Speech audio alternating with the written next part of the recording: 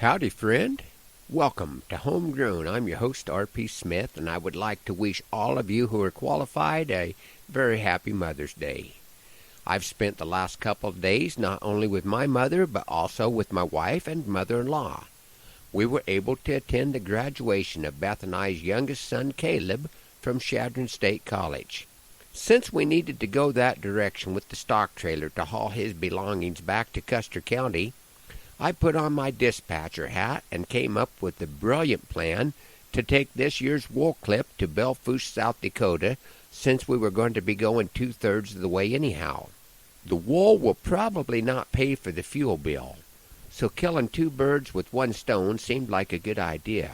I am a lucky man to still have the mothers in my life be able to handle a 9 to 10 hour road trip in a 3/4-ton super cab pickup. We're fortunate to have friends, family, and neighbors who were willing to step in and cover things for us while we were gone.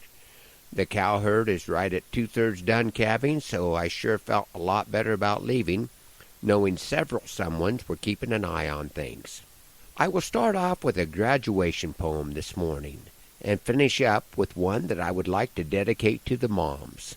Thanks for riding along. As I sit down to contemplate the proper words that I should state to encourage and congratulate this friend who will soon graduate, I feel strangely out of place with six-cylinder words. I am no ace. This worried look upon my face shows I might not maintain the pace. Everything you really need to know you probably learned a long time ago, and since these lessons still hold true, let's use this poem as a review. Always honor Ma and Pa and try to live within the law. A smile is a handy tool when living by the golden rule.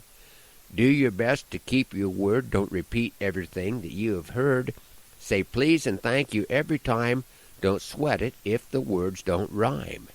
This poem now is nearly through. The time has come to bid adieu. Just one more line I'll recite for you.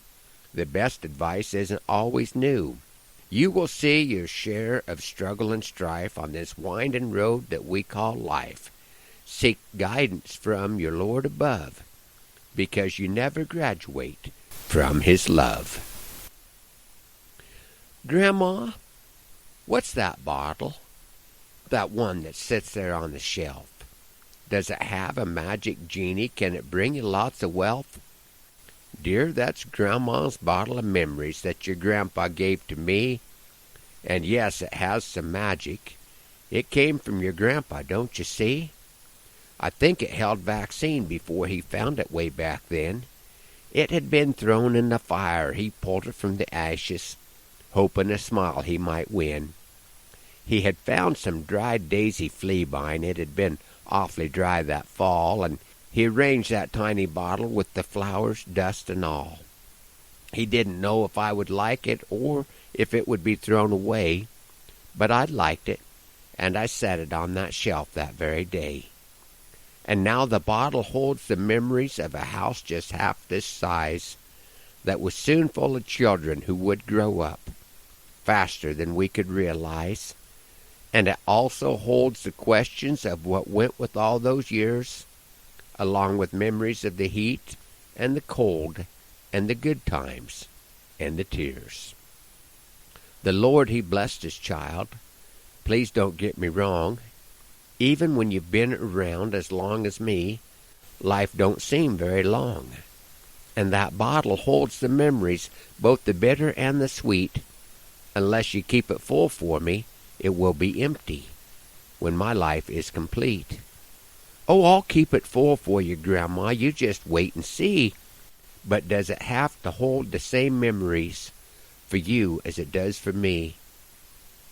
Dear, when I've gone to heaven, I'll leave that bottle on the shelf, and you can have my magic bottle that will bring no real wealth.